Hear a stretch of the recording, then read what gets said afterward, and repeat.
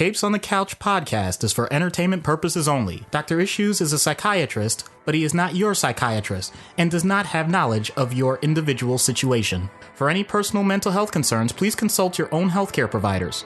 For medical emergencies, please call 911 or the designated number in your area immediately. Remember that you are not alone and help is out there.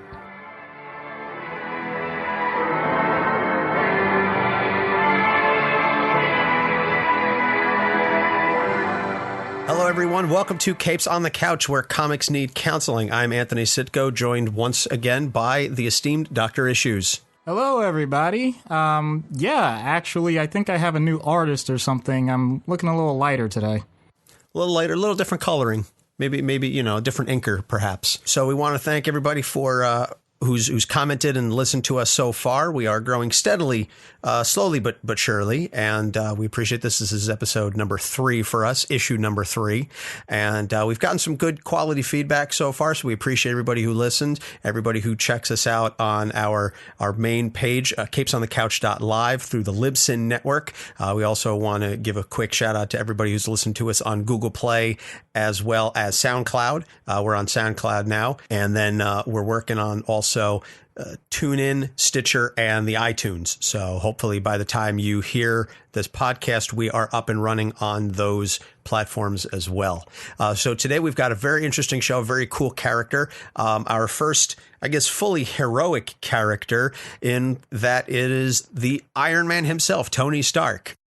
All right. You know, most people do the whole dun, dun, dun, dun, dun, dun, dun. Yeah, well, we don't have that kind of budget, so we're not going to play the music. Yeah, I don't think we have the licensing for that. But so Tony Stark is the first fully heroic character, I guess, if you discredit some of the things that he's done over the course of his career. I'd say he leans more towards the hero side in general, certainly much more than Eddie Brock and way more than the Joker. We just hit the 55th anniversary, I believe, of Iron Man's creation. It was March of 1963, so happy anniversary, Tony. You are getting old, buddy. Yeah, a little bit of gray in the beard. A little bit. So Tony nowadays has been synonymous with Robert Downey Jr. and that portrayal, the fantastic portrayal, I might add, as done in the Marvel Cinematic Universe. I think that was just one of the most inspired bits of casting ever for any comic, but any character, really. And I believe, Doc, you and I saw that in the theater, opening weekend or whenever it was that it came out. And just to think that 10 years ago, what started off as one film has now become this absolute juggernaut. And we are on the precipice now of Avengers Infinity War. And just as a side note, it's amazing to think of where we've come in the last 10 years of Marvel movies and just the stellar quality that they have put out on their films, basically from the get-go. Yeah, I'd like to apologize right now. If you heard anything strange, it's because I was drooling on my mic. No, that movie really is what allowed me to really get back into the fandom. I always enjoyed the comics, but when things got translated in other ways, it was never quite the same. That was the first movie where I said, I think they've hit on something here. By Jove, I think they've got it. And we look back on it now and it's like, yeah, it was, he was so perfect casting. But at the time, I mean, Robert Downey Jr. had been in and out of rehab on a number of occasions. He was in and out of jail. He was fired from Ally McBeal. So they really took quite a risk on making this movie with Robert Downey Jr. And of course, now that is just skyrocketed him back. That film was essentially the pinnacle of his comeback, and ever since then, now he's been Sherlock Holmes. He's been in just a number of films, but he is Iron Man, absolutely, without question. But it's funny to see now how the portrayal of Iron Man by Robert Downey Jr. has had an impact on his writing in the comics, because we think of it now that it's so perfect and it's such a corollary, and it's basically an exact copy from Robert Downey Jr. to the comics version of Tony, but that wasn't always the case. And to give a little background on the character, he really started off as a Howard Hughes character. He was this pro-industrialist in the 60s, which was not a well-beloved concept. There was the Vietnam War was going on. There were protests on the reg, and you had, I guess, the hippies, the flower power generation, really. And this is pre-1968, so the summer of love hadn't quite hit yet. But the fact is that the 60s were still very much a time of turmoil. 63 Kennedy was killed. So the notion of creating this pro-military industrial complex character and this entrepreneur who basically was the personification of that military industrial complex was very controversial and groundbreaking and forward thinking, I suppose, is another term I could use by Stan Lee, back in 63. He was that genius billionaire playboy philanthropist, as Downey so famously said in the Avengers, but he was really more of like an anti-communist, and there was a heavy focus on that early on.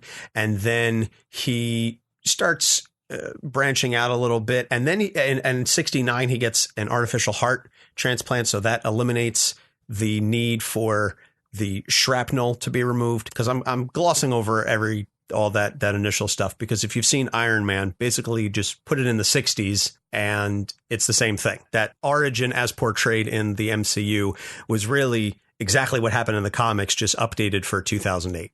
And so, but he gets the heart transplant. I think that's in 1969. And then what ends up being one of his most famous stories is the Demon in a Bottle storyline, which, if I'm not mistaken, was not the initial name for the storyline when it was originally done. That was just, I think, the final issue in the storyline was called Demon in a Bottle, but that title sort of retroactively became the whole story title, was just Tony dealing with the alcoholism. And then the interesting thing, at least for me from a writing standpoint, and I think it was done so well, his portrayal of alcoholism, and we'll get into that a little bit later, but just the fact that it was just resolved, almost instantaneously. He gets a talking to from his girlfriend, Bethany Cabe, and then he's like, yeah, you're right, I am a drunk. Okay, I'm not a drunk anymore. And I guess boy. It was just sort of, I don't want to say cheaps out, but I don't know. I just felt like there could have been a little more dealing with the ramifications and a little more dragging out of that aspect of the storyline. But, I'm not going to fully get into that, because then he ends up back homeless and alcoholic again. Obadiah Stane kind of messes with him a little bit. And so he gives up the armor, and then Rhodey becomes the new Iron Man. Then moving forward, then you have the Armor Wars story, which was kind of, I don't want to say villainous aspect to Tony, but created a little bit of a darker edge. Whereas the Demon in a Bottle was certainly an adult storyline in that it dealt with some very, thematic issues, but it was largely personal. Whereas the Armor Wars, he's going after heroes. And I think that is sort of like almost a precursor to what we would later see in the Civil War storyline. Then he creates the War Machine armor, which helps him deal with the paralysis because his heart and his health is just failing him. Rhodey takes over the suit, and then he uses the War Machine armor. He also takes over the company, and then everybody finds out that Tony kind of faked his own death. And as we see, it's a recurring pattern, and we'll get into this later when Dr. Issues discusses it. Wait, you're telling me he didn't die? No, he didn't. Were you going to tell me about this ahead of time? Because I had this whole, how he was a martyr, and he was like, okay, don't worry, I'll fix it. Okay, I'm good. Then I think what is one of the most controversial, dare I say, dickish storylines for Iron Man, and that's really being as PG-13 as I can, The Crossing, where Tony Stark kills a number of people and allies. He kills Yellow Jacket. He kills Amanda Chaney. He kills Luna's nanny. And then it's later retconned that was Immortus and that it wasn't really Tony. But at the time, it was one of these things where it just, I think it really put a damper on the character, although, again, not as much as I think Civil War did to his character. Then we're going to get to Civil War, because honestly, for a character like Tony Stark, who's been around for, as I said, over 55 years now at this point, we could go into depth on any one of his storylines, but this isn't necessarily recapping, Tony's background. But Civil War, I think, was one of the biggest impacts on the character. This is after he was Secretary of Defense. That's right, because I apologize, I have to back up. He was Secretary of Defense, then Avengers Disassembled came, and then he resigned from Secretary of Defense because he sort of went off on the Latverian ambassador, and Doom, of course, Dr. Doom, is the head of Latveria, took on the whole diplomatic immunity, et cetera, and it was a political incident. So now he's no longer Secretary of Defense. So I back up. I apologize for skipping over that. But then Civil War comes, and then we have the New Warriors that blow up, Stamford, Connecticut. And Tony says, that's it. We're outside the law. We need to get under control. Conceptually, I thought it was a good idea to bring the opposing sides together, and you've got Tony on the pro-registration side and Steve Rogers, Captain America, on the anti-registration side. Unfortunately, the way that they wrote Tony, it just became a situation where the government can do no wrong and you need to register no matter what. And it essentially just kind of turned Tony into this jackbooted thug, dare I say. And it really did him no favors as a character. And I think that's one of the darker points in his history. And it just really kind of soured me on the character. And Doc, I don't know if you want to add anything to that. Well, I think there are two parts to this. I mean, obviously this stuff has already been written, so spoilers, but when you have a situation like that, okay, instead of doing it nuanced, they went very, ham-fisted, and okay, it's clear that Tony Stark is the bad guy in this. So in theory, you have a situation with Steve Rogers who's really going to be the everyman. He's going to, rise up for the rights of individuals until he's not. And basically just say, this is painful for everybody. Never mind, I give. It was horrible the way to set. If you're going to go ahead and set both sides like that, at least have the protagonist win in a sense. I don't know. I felt like they took misstep after misstep with that.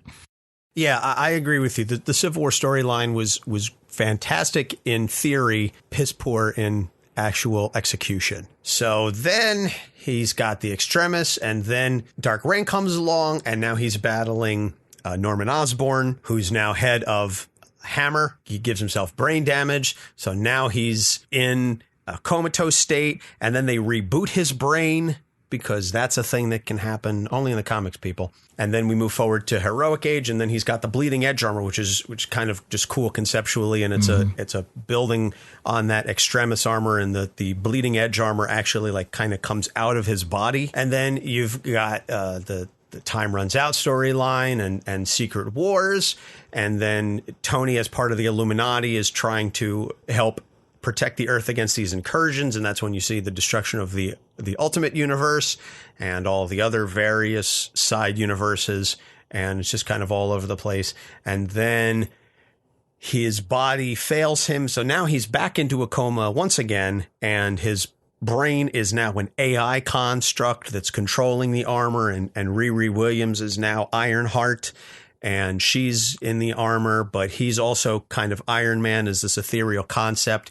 But I think now recently it just came out that his body had vanished, even though he was technically in a coma.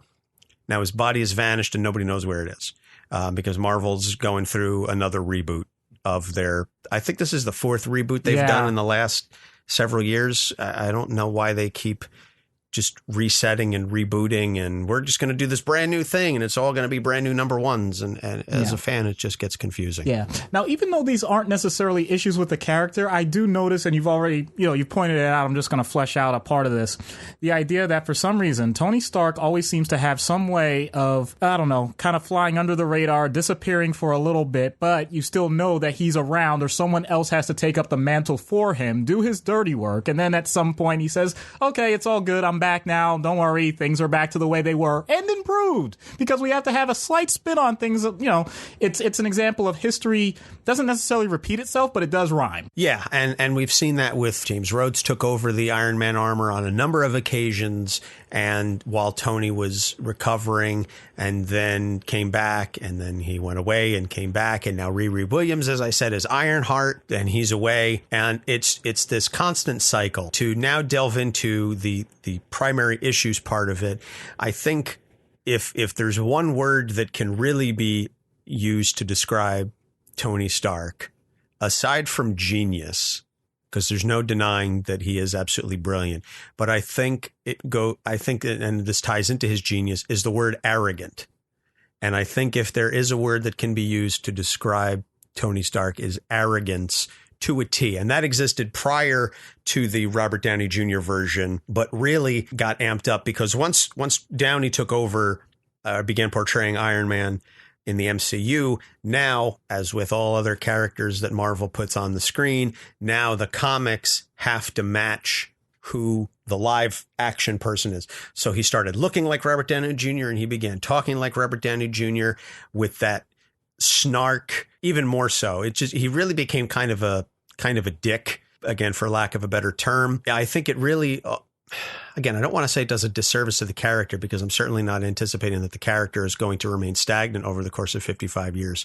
But I think it's almost insulting to the readers and to the fans that we're just going to take this character that you had loved, and because other people who pay a lot of money to go to the movies expect this version of the character and we want to bring them into the comics, we're going to completely change him to match what it is on the screen, even though he's been this way for 40 years. That's certainly a number one complaint that a lot of people have with Star-Lord, but this episode isn't about him. Back to the point, Tony's arrogance, I think, is one of the major things we see with his interactions with his friends. We see it in his interactions with the Illuminati. We see this just play out in general as a complaint that readers and fans have about Tony Stark. So Doc, if you can expound a little bit on Tony Stark's arrogance and what impact that has on his heroism. Yep, absolutely. Now, this is going to be a part where I will not do this for every character. And if you've listened to the previous episodes, you already know this. But I think it's warranted in this case where I'm actually going to go over a diagnosis, because this is, you don't really need me to expound on it past just giving you the information. This is directly from the DSM-4. That's the Diagnostic and Statistical Manual that psychiatrists use, at least in this country. There are other variations on how people do it across the world. But the point is, we need to know what we're all talking about at the same time. So all I have to do is give the diagnosis usually, and things go well. Now, a pervasive pattern of grandiosity in fantasy or behavior, need for admiration, and lack of empathy, beginning by early adulthood and present in a variety of contexts, as indicated by, and it gives a tons of examples. Grandiose sense of importance, exaggerates, preoccupied with fantasies of unlimited success, power, beauty, ideal love, believes that he or she is special and unique, requires excessive admiration, sense of entitlement, interpersonally exploitative, takes advantage of others to achieve their ends, lacks empathy, unwilling to recognize or identify feelings, envious of others, shows arrogant, haughty behaviors or attitudes. All of those things point to narcissism, which actually is basically what Anthony was pointing out, which is arrogance. Absolutely comes across from the beginning with this character. And don't get me wrong, the whole point of this is a personality disorder. What does that mean? It means that this is not something that just sprung up overnight. This is something that's been developed by the person through their experiences and, partly through whatever they were born with and the circumstances they were born with. And if you have a genius father who, is also doing some great things and you want to make sure that you're doing as good as daddy, if not better, that's going to start to shape how you look at life. Also, when you have money, you're probably going to end up in a situation where you're going to have to make huge decisions on a regular basis. Okay, well, then you're going to have to take charge. You're going to be in command. That's fine. That's all well and good. We understand that there are many people in life that are going to be in those situations. But when you start to really, the way they say it in so many different walks of life, when you start reading your own newspaper clippings, that can become a problem. You know, you basically start putting yourself on that pedestal and no one deserves to be there with you. That's going to impact how everybody else, how they see you and how you see them. And it's something that I think Marvel throughout the years has gotten absolutely right. If they wanted to portray a diagnosis, and I know that really wasn't the goal, but if they wanted to portray a diagnosis with this man, they've done an excellent job. No question about it. Narcissistic personality disorder. And I think there's a number of characters, and I know at one point you mentioned Reed Richards is another one. Dr. Doom, I think also certainly qualifies. That's a recurring thing to some extent with heroes, and I think it makes for an interesting character. I don't want to say lazy, because if it's done poorly, it can be lazy.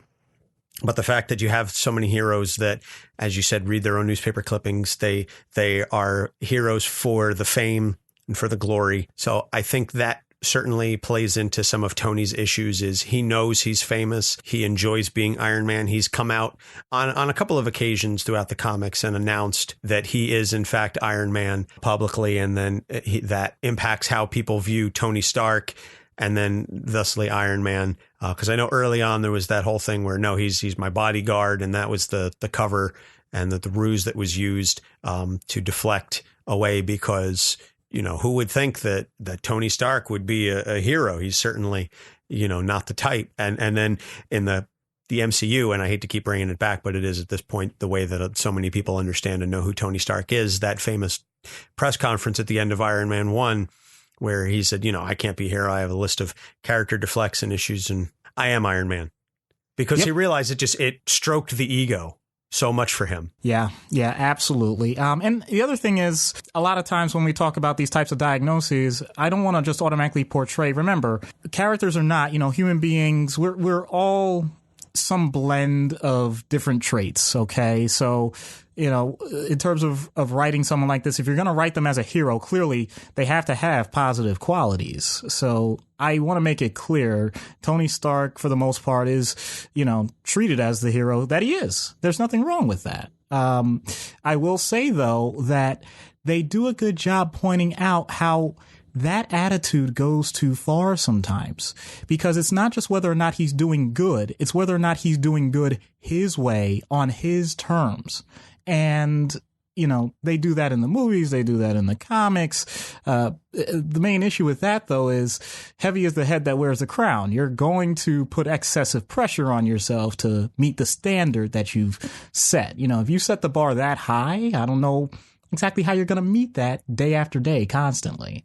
You know, and I think that's how we end up into another section of this, where people have to start developing other coping skills, because, you know, you get some people that'll call you out on the carpet, and Rhodey is an example of someone that would do that on a regular basis. Like, you know, you're not hot stuff. You know, if things aren't going that well, you need people like that, obviously.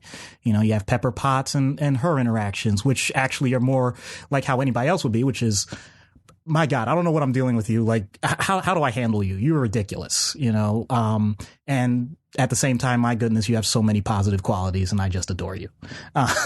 Which it works both ways. You have to respect both sides of that.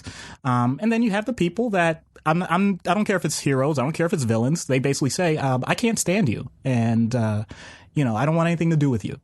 And that type of response is going to really hit hard sometimes. Yeah, narcissistic individuals have a funny way of just rubbing folks the wrong way. I think that's kind of a universal thing, whether you do have the heroic aspects of a Tony Stark or not.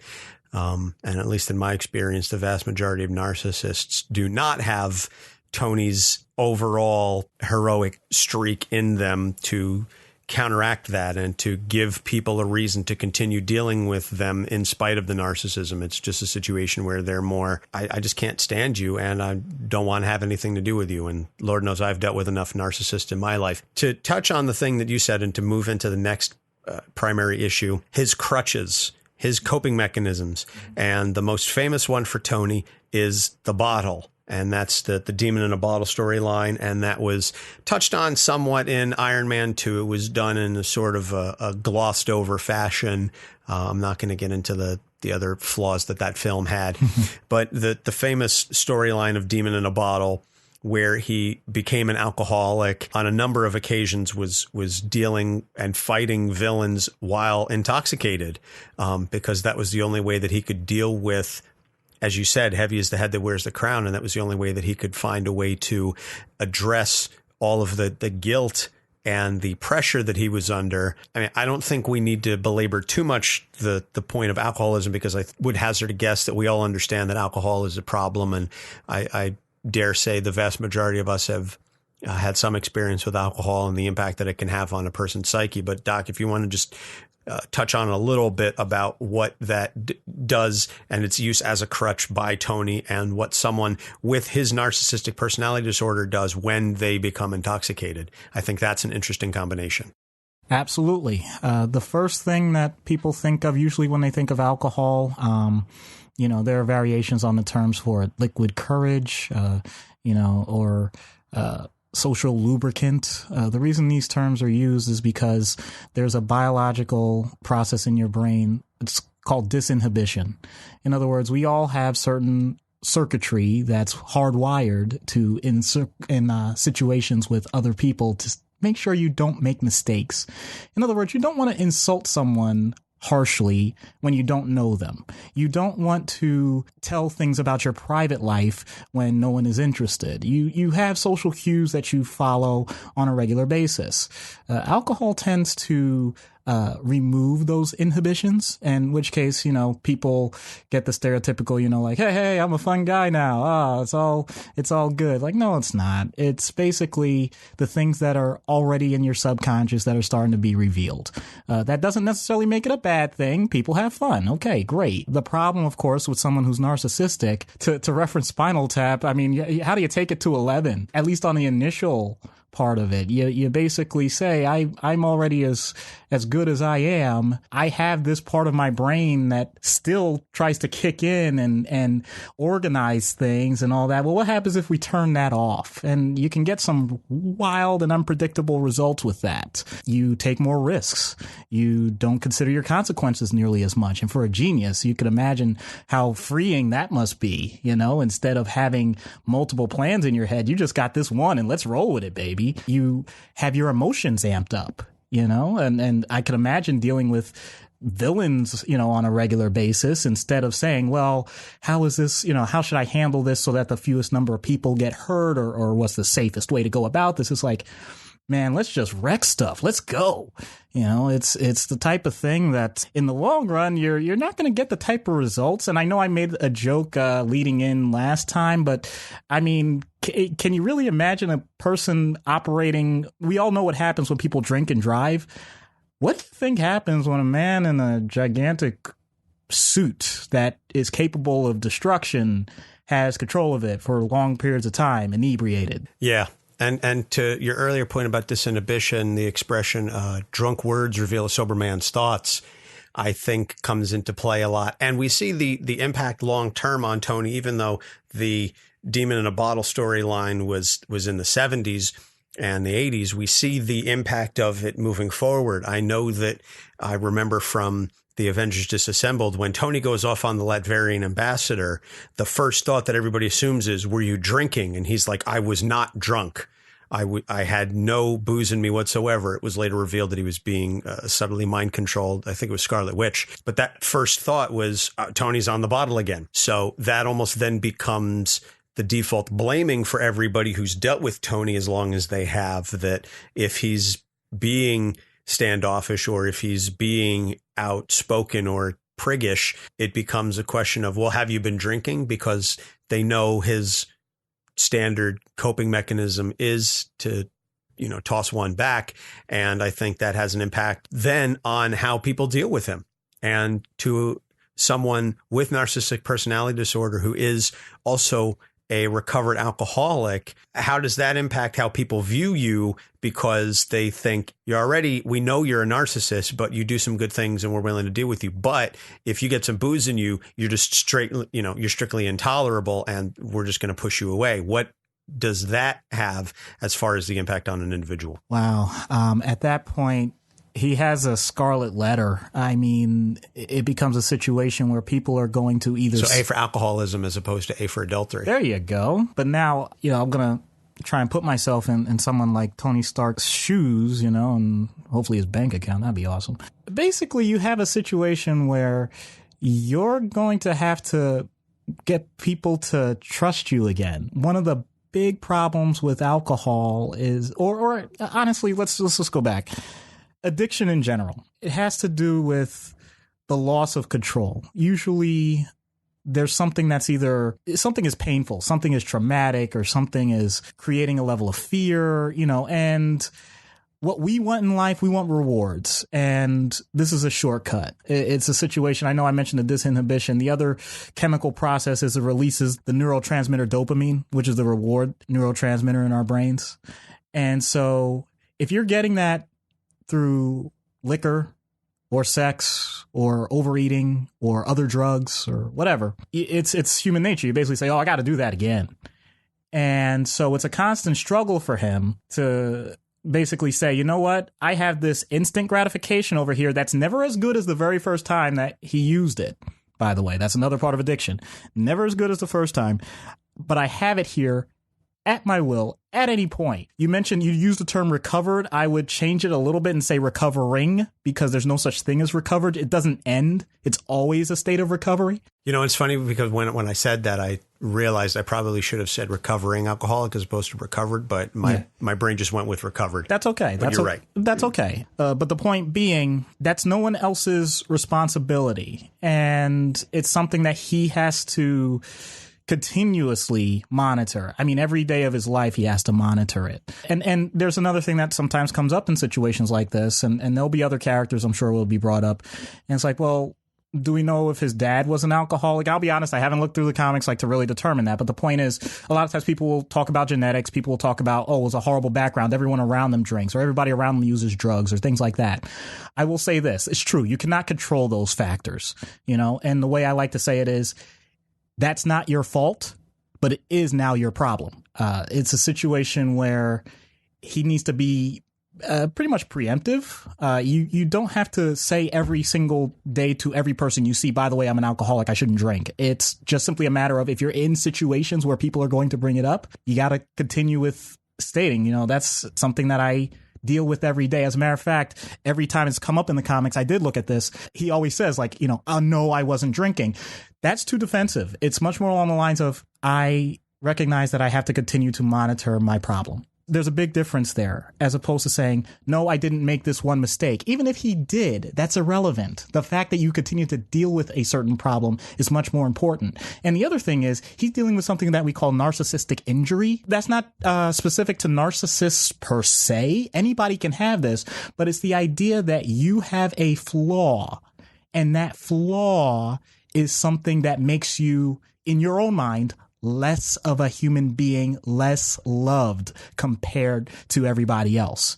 Now, does that make sense? Not necessarily, but if that's something that's carried forth through multiple conversations, that person starts to lose their own sense of self-value and can lead to depression. People think of narcissists as jerks, you don't want to deal with them and all that, which is all very true. But these are people that still, in their own minds, can end up falling hard. Including, and you add something like alcohol, which, by the way, people, another lesson, it's a depressant. It's actually something that in the long run leads to a decrease in sleep, a decrease in energy. You don't eat properly, which is why so many alcoholics end up incredibly malnourished. You end up at risk for seizures when you stop drinking, if you're physiologically, meaning your body physically needs it at the time. All those things happen. Oh boy, we can end up in a situation where a person is on death's door and before they know it. Really heavy stuff. So now, kind of switching gears from more of the physical and the crutch aspect, but also something that defines Tony Stark. We mentioned the genius aspect of him. And as a result of his genius, he tends to over-intellectualize. And I think this plays into somewhat of the narcissism. But the notion that there isn't a problem out there that he can't solve, and he can't come up with some kind of a solution for it, because he's so brilliant, he can solve the world's problems. And I think we see this with his membership in the Illuminati the collection of the greatest minds in the Marvel universe. And we just see it in general with his constant tinkering of the suit and his way to try to protect everybody and to, again, bring this back to the MCU, his statement in Age of Ultron, where he wants to put a suit of armor around the world, and I think that comes into play. And that's almost why Tony, in some sense, particularly in the MCU, but also in the comics, he creates his own villains because he figures out there's got to be a solution to this problem. I'm the one who can do it because I'm so smart. What does his over-intellectualism and his focus on trying to solve all the world's problems with his genius, how does that come into play? Our brains are wonderful things. We wouldn't be doing this podcast if it weren't for people many, many years ago determining like, hey, sound is actually something you can record. It's wonderful, and you can do it with video, and all the little things we take for granted. It's all wonderful, and Tony Stark is the embodiment of that, of course. Iron Man is the embodiment of that. There's just one little problem here, and in my line of work, it's that I wouldn't be doing this job if it were simply, hey, I feel bad. Cool, feel better. All right, my brain gets that. Thank you. See you. Yeah, it doesn't work that way. There's a lot of other factors in how we deal with life, mainly the emotional side of things. I think they've done a good job pointing out with Mr. Stark that sometimes he gets a little disconnected from that side of it. I get it. You try and find a practical solution to a problem. I'm a practical guy, or at least I think so. So I can relate to that. But when what you're doing may have an emotional impact on the people around you, it's not usually the best way to respond to those emotional concerns with more intellectual talk. And the way I didn't create this term, but if you can't dazzle them with your brilliance, then baffle them with your bull. It basically points out that you can't connect with people how they're feeling emotionally, so you do everything you can to take the emotion out of it. And I think when you do that, you start to remove who we are as human beings. That's going to make it difficult to solve human being problems. That's the bottom line. He's someone that, yeah, he does. He solves a lot of problems on its surface, but when you start digging deep and people actually start looking at the intricacies, which also may still be intellectual, but looking at the intricacies of things, he doesn't recognize that. And the other thing is, you combine that with back to the narcissism again.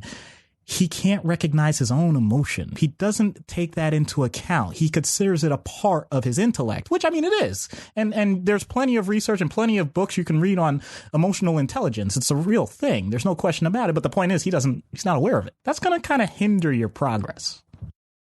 It's very funny you mentioned that, because some of the things that you were describing just now, I felt were at least somewhat applicable to myself. And this isn't done as a matter of a humble brag, but I consider myself to be a fairly intelligent individual. As a result of that, I've almost been reading my own newspaper clippings, and this belief that I can just solve problems by just looking at them from a logical, detached perspective. And I have a tendency on occasion to suppress my own emotional responses to things, because I feel that if I just put my head down and power on through with resolving the problem as it is, whatever the situation may be in front of me, then my emotions will just address themselves. It's taken a long time over the course of my life, and some introspection, and even just conversations with my wife, and just meeting my wife and having the emotional maturity to have an adult relationship, and understanding that I can't just say, well, if that's the problem, then this is all you have to do, and just be done with it. I've grappled with depression. I've grappled with a number of emotional issues throughout my life, and my response has tended to be to focus on determining a logical solution and then just enacting that. Whatever the results are on my emotions or the emotions of those around me, those aren't as important, because I need to address this problem. So to the extent that what you were saying is valid and applicable to Tony Stark, I feel that it's somewhat applicable to myself as well, at least over my history. And I'm working on trying to get better at that, and trying to be less cold and distant when dealing with other people, because we are not strictly logical human beings, even though it would make the world in many ways just a simpler place. But it's not about the simplicity of the problems, that you can't just address the problem and then move on. And it doesn't matter, whatever the emotional ripples and impact may be. So thank you for that. Because like I said, it was just sort of, as you were speaking, I just sort of felt a personal resonance with myself. And perhaps this will resonate with some of our listeners. I can't speak to everybody, but I certainly hope that over the course of this podcast and in addressing the various issues that these characters have, we can see some of their issues in ourselves. And over the course of the discussions, we can figure out how to fix our own issues through an examination and just a therapeutic self-addressing. So thank you, Doc, for that. Well, if you're willing to say that, then I'll also say this. That whole comment of Tony Stark doesn't recognize his own emotions, that's something that my wife actually said to me. So I certainly can understand that. This is a situation where, as mental health professionals, we recognize that we're not perfect. There's a term for it's an ancient term called tabula rasa, blank slate. That's what we're often supposed to be for the patients that we're treating. It's something that we strive to do because we just want the person to work on themselves. And at times, maybe we may emulate the ideal for them, but we're human beings ourselves. We know that there are things that we're also going to have to work on and things that we look to get help with too. So just to keep that in mind, kind of breaking the fourth wall there. And we haven't even gotten to a Deadpool episode yet. So the last one, and this ties in with what we were just discussing, his reliance on technology to address these problems, I think, can occasionally create some distance between him and the people that he deals with. And we see this, for example, in Iron Man 3, that his constant building of the suits was done to create that technological barrier to resolve his problems, that was his coping mechanism. That became his crutch, so to speak, as opposed to the alcohol. And that was his PTSD from dealing with the invasion, in an attack on New York by the Chitauri. But that's also something that's been a recurring issue throughout the comics, that, again, creating that distance between himself and any people, because when it comes to the tech, he's a gearhead, so to speak. And when it comes to the mechanical aspect of it and the technology, he can build it and it works. And I think that it's a simple breaking down of that aspect, and it's an oversimplification. He tries to take that and apply it to the rest of his relationships, and it doesn't always work out. In fact, I would hazard a statement to say that it rarely works out in his favor, because as we just said, we are not simple logical machines. So that's an aspect of his personality as well. Absolutely. To be honest with you, I think you summarized it perfectly. I'll say this. I think it's an opportunity for him actually to have a little bit of that. I said he lacks some of that understanding, that empathy when it comes to the emotional outputs of people. I think that's a variation on his art, because when we think of art as a whole, we think of it as something that is a way to bridge the emotional intelligence with the logical intelligence. That's a positive thing. And you usually notice it with the way that he introduces his new suits. Every time he makes a variation, he's like a kid that just wants everybody to say, and I don't mean this in a narcissistic way, just like, hey guys, look, I did something, like, holy crap, I created this. Like, this is the best thing in the world. This is awesome. It's that glimpse that he gets to connect with people. And once people latch onto that, he basically says, okay, I've had my fill. It's good. Now let me get back to work. I just wanted to let you know I'm still a part of humanity. And the walls come up again. It's a great way for him to have that constant control of testing in and out. Like, hey, I think because I'm so good at this, I know what I'm doing is right. Let me find a way to put that out there in the world.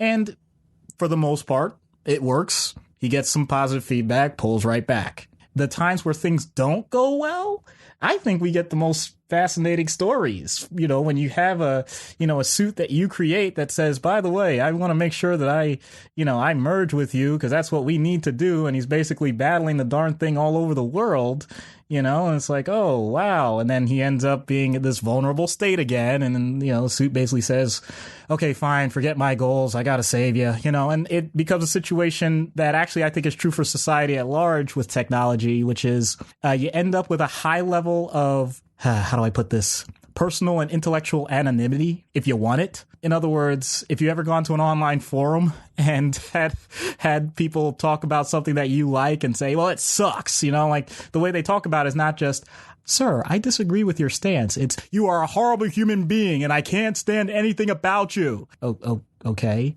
That person wouldn't say that face to face. There's a certain level of disconnect that you end up with when you rely on too many artificial things. And that goes for artificial intelligence, Penny Arcade addressed that as the gift, the greater internet FWAD theory, anonymity plus, I forget whatever it is, equals trolling. And that's basically what you end up with. But getting back to your earlier point about the suits, because I wanted to address that before it became before we got too removed from it. You said that he creates these suits and, hey guys, look what I did. I think almost to some extent he creates the variations on the suits as a way to be the everyman and to create a suit for all of your needs and to tie into Iron Man 3. When he brings out all the suits, each of the suits does a different thing. And for Tony, I think that's almost his way of connecting with everybody. Say, hey, you have this problem. I have a suit that can do this. You have that problem. I have a suit that can do that, because that's the only way that he knows how to connect with people, by creating a suit or creating technology that can address your problem. That becomes his connection. That becomes his way to, almost, dare I say, empathize with someone, is by creating the suit that can fix your problem. So that becomes his way to deal with humanity, is by just, whatever your problem is, I've got a suit that can do that. And I think that creates, for him, it's a way to connect, but it also creates that distance because he's not really addressing the underlying issue. He's just trying to slap a Band-Aid on it. And each of the suits is just a Band-Aid without addressing the underlying symptoms. So I don't know. Maybe I'm totally off base here, but that's just sort of my take on things based on what you've been saying. Oh, you absolutely got it. I think that's perfect. I don't really have much else to add to that one. So how would you address Tony Stark as a psychiatrist within the Marvel universe? And again, we'll start in universe. How would you address some of these underlying issues, given that, and unlike prior episodes we've discussed, how would you resolve the problems that these villains have? Tony is overall a productive member of society. Having said that, he does have some issues. How would you address the issues while still allowing him to be a hero? That's an excellent point. Basically, I need to meet him where he is. And no, I don't just mean within the higher branches of government when he was or Stark Tower. Right, exactly. What I mean by that is someone that important, I need to establish that, hey, man, I'm with you. I don't want to say intellectually, because I'll admit I'm not a genius, but I have to at least get his level of respect. So if I can get some credentials with that, in other words, if you can hook me up with one Nick Fury, if you can connect me with a few of the Illuminati to vouch for me or something, because I need to get in with this guy at a level he's going to at least let me talk to him. That's the very first thing. He doesn't need to know me at all or who I am. As a matter of fact, I might use that to my advantage. See, that's how good I am. You didn't even need to know my name. And now I'm here talking to you. And I'd start with that. From there, I think he would want to find you out and do some research on you as soon as he met you. He would bring it up and do a Google search or whatever. I mean, we saw that with Natasha in Iron Man 2. He immediately starts Googling her and looking at her, before I even do anything with her. Who is she? Right. So I think he would do that with you. Right. Oh, even if he didn't know your name right off the bat. Right. Absolutely. Okay. But then from there, you do have to play kind of the long game here. This is not something that this person has developed who they are for their entire life. You're not going to fix that in a session or two. And the other thing is you really have to establish that the person wants to change, because situations like this, I can't go in there and say, okay, I've been mandated to make sure that you're a nicer person. That's totally irrelevant. This is something that would be completely on a voluntary basis, which also means I have to be the one to be comfortable with rejection. If he's not going to pick up what I'm putting, what I'm throwing down, then so be it. Maybe somebody else can. That doesn't mean I wouldn't continue trying. And that doesn't mean that he wouldn't consider some value in the future. But I have to continue to extend that olive branch to let him know, look, you can be even better than you are now. You can be more enhanced. See, I would try and use terms that he would certainly understand, both on an intellectual level and on a technological level. I need to point out, I'm not on your level. I'm not trying to be on your level, but I want you to shoot off like a rocket, man. I want him to know that I'm just trying to make him better than he was before. Now, by pointing out that he has certain flaws, no. Those are slight bugs that need some extra decoding. And how are we going to go about doing that? You know, you're really speaking his language. That's exactly it. I mean, I'll admit I don't know anything about Python or Ruby on Rails or anything like that, you know, but hey, if he wants to, you know, let me know. That's the other thing. I need to be a willing student as well as being a therapist. There are things I'm sure that he would like people to know, but he thinks they can't understand. And it's one of those sayings, you're not really truly comfortable with your material if you can't explain it to other people. No one says that to him. People look at the suits. And that's his product. That's all well and good. But if nobody else can do it, which we have seen on multiple occasions where he's very protective about that, like, that's fine. I don't want your enemies to mass produce these things. But at the same time, are you really that good that you can't explain something to me? Because just getting him intellectually to say, hey, other people don't get this. If you can have him recognize, wait a minute, other brains are involved. I think that's how you get him to eventually, at some point, say other emotions are involved. That would be my initial approach.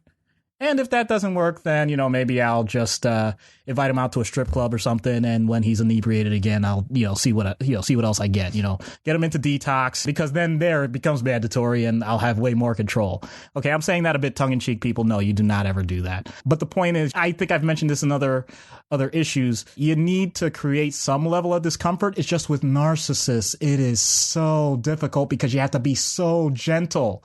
People don't realize these people are fragile. Usually it's, you know, the second that you throw an insult, it's like popping a hot air balloon. You gotta be careful. I don't want this guy to drop into such a deep depression, especially if it's an actual logical fallacy. Heaven forbid. You know, I don't think that would happen in universe, but I'm just saying, I mean, and not to mention the fact that he can blow off some steam by blowing up some ships. I mean, he's got too much at his disposal for me not to play this with real delicate touch. So now moving into out of universe, how would you address a narcissistic genius with alcoholic tendencies? And the closest real world analog that I can think of in our modern universe is, oddly enough, the person who inspired his portrayal, who colors Downey's portrayal of Iron Man, and that is Elon Musk. And not to imply in any way, shape, or form that Elon Musk is a narcissistic alcoholic, but you know, Elon is a genius who has his hand in many pies at this point, whether it's Tesla, SpaceX, the Boring Company. He's trying to solve many of the world's problems with technology. So the genius aspect is certainly there. And I think to some extent you have to, I don't want to say full blown narcissism, but, you know, he's famous and he certainly enjoys that. The alcoholism I can't speak to. So again, I'm not trying to equate Elon Musk and Tony Stark, but how would you address someone like an Elon Musk with all of these various associated character flaws, who doesn't have necessarily the ability to just create the suit and blow things up and all of these other aspects, and who by extension probably isn't the heroic figure that Tony Stark has with all of his goodwill? Okay. Well, first, let me just start off by saying I do not know Elon Musk. I have never reviewed Elon Musk as a patient or had any interactions with him whatsoever. There's a term called the Goldwater Rule, which is kind of getting some press recently, but you can look that up on your own time. I'll tell you what I'm going to do is, just to simplify things, I'm going to kind of segregate the two things out. They're obviously, you can't split a human being. It's, you know, but in terms of the issues to deal with any one particular patient, I'm going to do that in this situation. First, I have to make sure that person is safe from a substance standpoint. Substances referring to alcohol or other other drugs that are, accentuating the problems that the person is having. Physically, are they okay? Are they going through withdrawal? Or are they currently intoxicated? You cannot do treatment on someone who is currently intoxicated. Get them the proper physical and medical help that they need for that. Once that is stabilized, however that may be it through, sometimes people need assistance with other medications that will help them stay away from what's causing the addiction, or I should say the thing that they're focused on in their addiction. Once that is established, I would make sure that they have a proper support system. In other words, some people love, and I'm sure people have heard of Alcoholics Anonymous or Narcotics Anonymous, or AA for short, or NA for those particular things. Find out what is available to them in that type of treatment, which for narcissists actually can be incredibly difficult, because once again, you're putting out front and center, even under the anonymous tag, you're putting yourself out in front of other people. You don't have to talk to them, but it's encouraged at least once to say, just to go back to the character itself, like, I'm Tony Stark and I'm an alcoholic. To say that, that might be a little tough. So they may not do meetings, it may just be an individual counselor, which is fine. That's from a substance side. From the narcissism side, you don't have to be as delicate as I was saying in the Marvel universe. You basically want to find out from the person what it is that they want to work on. They're going to give you the external problem, be it a relationship. This person hates me, or I can't understand why my employees aren't doing what I want, or whatever the case may be. And your goal actually is to help with that. And it becomes a situation where you sometimes role play with them and, say, okay, well, what did you, and actually see, with their memory, like, and we're talking genius level, it's not a problem. It's like, okay, well, what did you say? And what did they say? And what did you say after that? Just get the basics of it. And then you analyze it. And most people actually appreciate that analysis, because a lot of times you'll get the initial rejection of, well, you're wrong. That's not, that can't possibly be accurate. Let's say it's an argument. Like you say, well, actually, you disrespected that person completely. I'm like, oh, what are you talking about? I couldn't have disrespected them. I'm like, well, if I said those exact words to you right now and you do it, how do you feel about that? Well, that's absolutely wrong. Like, okay, unfortunately, this might be a little tough because that person just deflects everything. Like, it can't possibly be true because they're perfect. But at some point, you're going to hit on an example that says, like, whoa, that hurts. And when you do that, you basically really start to dig in and you point out to them, like, yeah, it hurts because that's how you might be thinking. We go back to that cognitive behavioral I mentioned before with the A, B, C. A lot of times that thought that person is getting is, wow, I have to have everything my way. And if it's not, it means that the world is wrong. That could, in theory, be true in certain circumstances. But more often than not, especially when everybody else is noticing this exact same situation, the statement's going to change to say, there's something that I'm doing wrong. And unfortunately, with narcissists, it usually turns to, because I'm a bad person. That is where, once again, we get that breaking down to build back up. You don't have to be perfect. Nobody's perfect, but that doesn't mean we can't get you back to being better than you were. As long as you keep that the goal, you can get a narcissist to continue treatment, because there are going to be some times where it's a vicious system where they're on top of the world and I'm an idiot and I'm totally wrong in everything I said. They come back the next week, the next session, and say how terrible things were going and how I was absolutely right. But it's because they couldn't see how terrible they were. And, oh, my God, how have I been this wrong the entire time? And you build them back up again a little bit and they overshoot.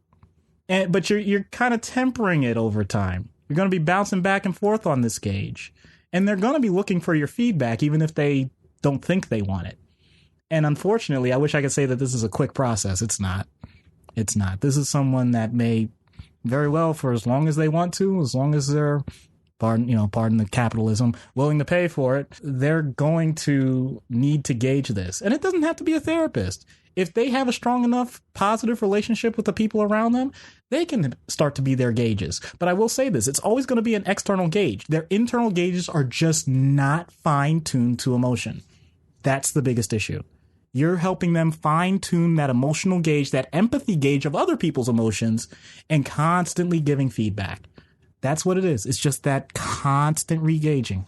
Thankfully, we have people that are willing to do this on a regular basis. I'll be honest with you. If I identified someone as a narcissist, I don't know if I would be the best therapist for them, because I know my personality quirks and my style may not resonate with that person very well, at least not in the long run. I'd certainly be willing to help any way I could, but I would definitely, and once again, to continue with that positive reinforcement, say, hey, I think this person might enhance you a bit more than even someone like I could. As opposed to saying, man, I can't deal with you. Which I think, knowing you as well as I do, would probably be your initial response. That's it. I can't do this anymore. You're a schmuck. You're a jerk. I'm done. So now we get to the fun part. What if Tony Stark is on Doc Issues' couch? Okay, Mr. Stark, is it? Yep, you got about 3 minutes, Doc. 3 minutes? That's not even a real session. That's all the time Pepper had for me in my schedule. Doc, issues? Yes. Yeah, it's a little on the nose, isn't it? Yeah, I try to be. Okay. Want some Glenlivet? Did you just say Glenlivet? Yep. You can't drink during a session? Do you know who I am? Yes, I do. Do you know how many times I've saved the world? Many, I'm sure. You're welcome. Okay. I'm allowed a little Glenlivet. Okay, well, anyway, what's the reason that you're here? If you don't want it, it's more for me. Right. Now, why then are you here? What happened? I said Pepper booked a schedule. And frankly, she's denying me some fun time in the bedroom. So if that's what it takes for me to get back in there, then that's what I'm going to do. So. Wait, so let me get this straight. You are one of Earth's greatest heroes, and yet you can't save a relationship? Wow, that's cold, Doc. Well, in all honesty, it sounds like there's something that you might need to address, because I want you to be a greater hero than you are right now. I don't know that that's possible, but I like where your head's at. Okay.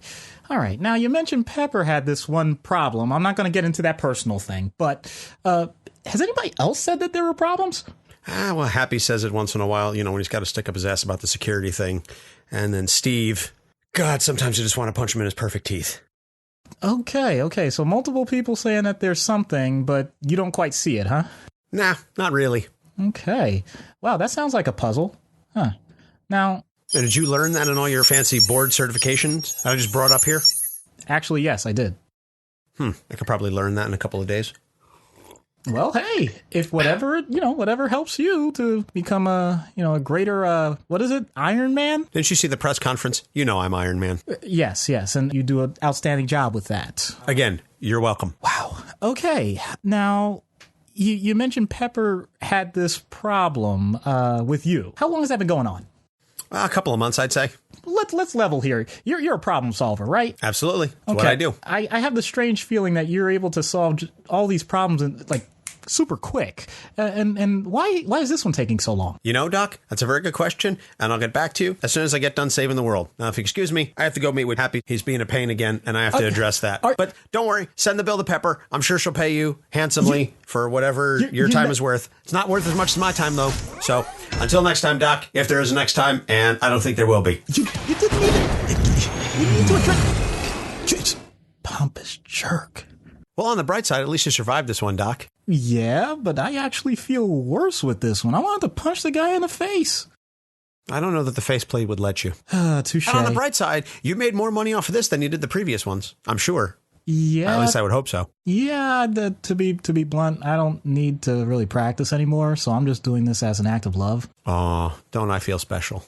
Well, you don't have to, but, let's just say when you deal with billionaires like that, you kind of learn a thing or two from them, so I've pretty much established that I'm way better than you'll ever be. Okay, then. I think you took away the wrong lesson from your dealings with Mr. Stark there. But he's so charming. His bank account is charming. His commas have commas. So that's going to about do it for this episode. Next week, now I know last time it was the Joker, and that was a personal favorite for you.